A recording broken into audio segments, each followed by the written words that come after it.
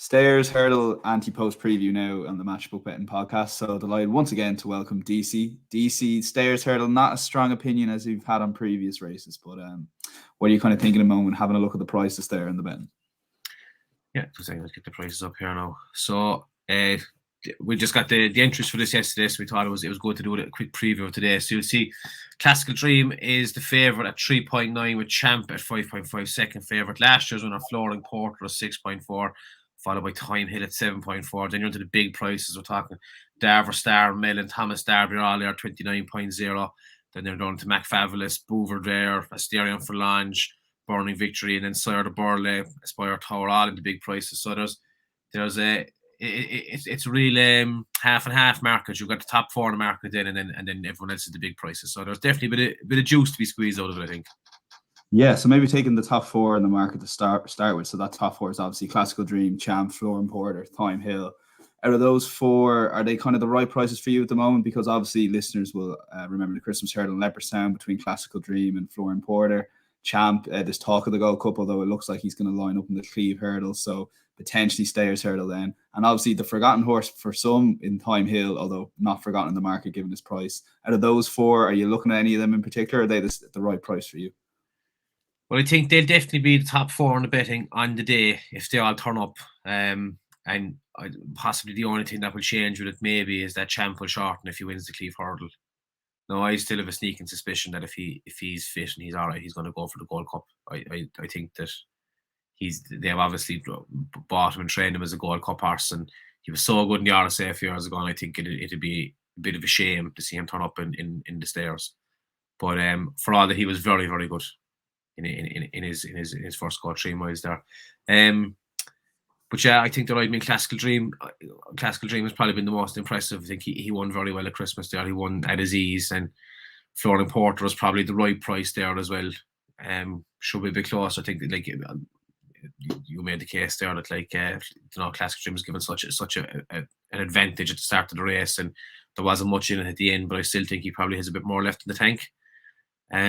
But again, Classical Dream is not a bet at this price because he's not going to be that much shorter, I think, on the day. And there's not a lot of favourites win this race. Big bucks won a couple of years in a row, but since then I think there's only been 2 favourites in the last 8 years of won a few big prices, and there's a nice shape to the race at the moment.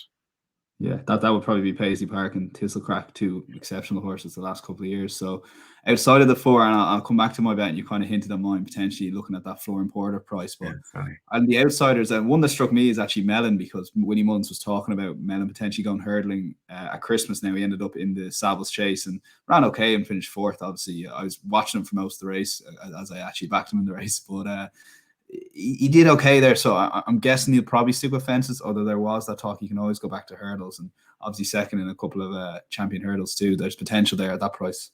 Yeah, there's a lot of horses in here that probably won't turn up, and I wouldn't be suggesting back a few of them at this stage. But like Mellon, if Mellon turned up, he's definitely going to be. I'm going to put up a few horses now that if they turn up on the day will be a lot shorter.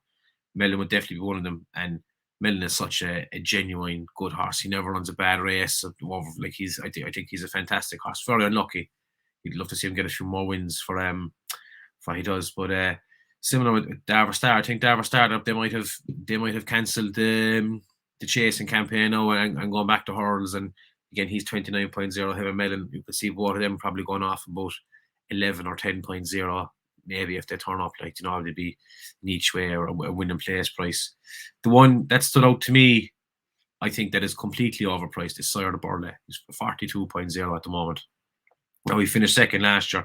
He's a 10-year-old now, which is does the stats go against him. There's not many horses that all win this race or run well in it, but he has 2 victories in the Pertemps, a second in the Stairs. He's a fantastic record at Cheltenham, and he's only run 20 times in his career. He's not a really exposed horse. So at 10, I think there's definitely, especially on the day now, you could be getting 5 places on this race.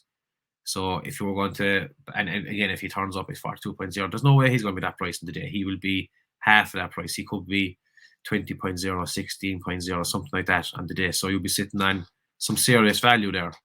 And again, he's this is the only race he's going to run, and he's fantastic. There's a lot in his favour, and I think he's grossly overpriced at 42.0. So out of them all, I'd be having a bet off him and hoping for a bit of luck on the day. Yeah, for me, I am going to stick with the top 4 in the market and the Floor and Porter case at 6.4. I do still think there's value in that price. It actually has come a little bit in since entries.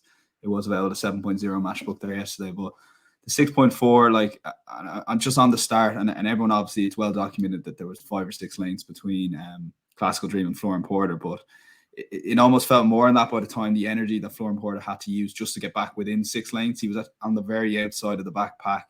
He had to go all the way around. Danny Mullins was obviously not happy with the start.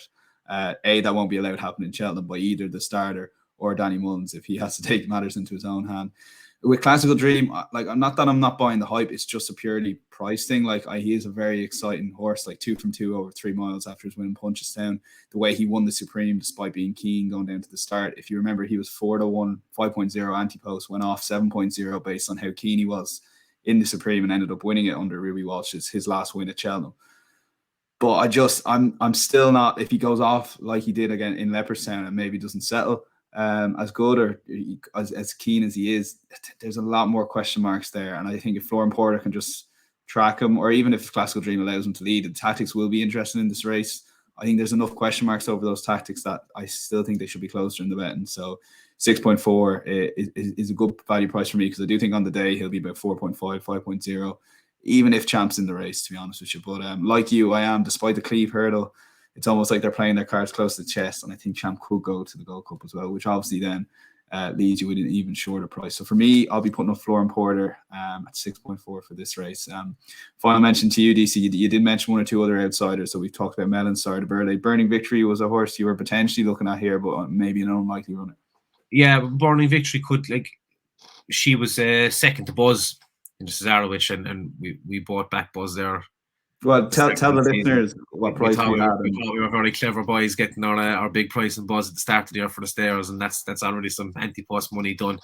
But I actually backed Burning Victory in the Cesarewitch as well. I was a bit gutted that she only finished second, but she obviously won the Triumph Hurdle that Goshen won, or that Goshen fell in. Sorry, that Goshen was going to win. But Willie said he's going to stick with the stairs route. She finished third in the race at Christmas there behind Classical Dream and Floor and Porter, but obviously didn't have a winning chance from a long way out. But she's 38 points there now. If, like, is she going to go here, isn't she? She'll get the £7 as well. That'll be in her favour. 38.0 is a nice big value price, but I wouldn't be advising a big bet just in case she doesn't go.